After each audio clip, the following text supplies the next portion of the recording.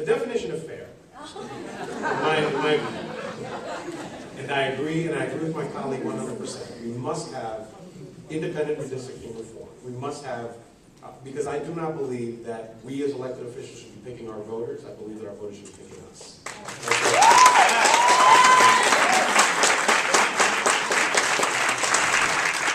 So on principle, I believe that for something that, in this case, for something to be fair, it has to adhere to the law. Districts should be drawn based on population movement, based on whether communities are contiguous, whether they kind of belong with each other, and as much as we can, maximize the ability of minority communities to be able to elect people in their districts that represent them, as opposed to taking minority communities and splitting them up in a couple of different districts, therefore watering down their political power. So if you're going to say fair, as far as I'm concerned, it would be an independent redistricting commission.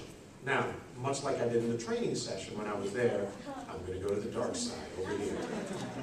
And I'm going to say that they would argue, the opposition would argue, that this must be done at the constitutional level. The Constitution of the state of New York requires that it be the legislature that actually votes on the final lines. It is our responsibility.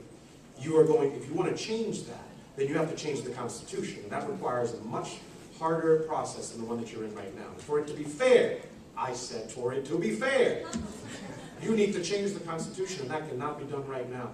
Let's make sure that we change the process slowly, that we think it through, because thinking it through would be fair. Wow. But then to the light side.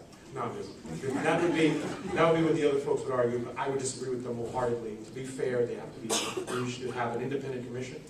The naming of who those commissioners would be, that's a conversation that we need to have, because we have to have equal representation of ethnic groups, different parties, etc.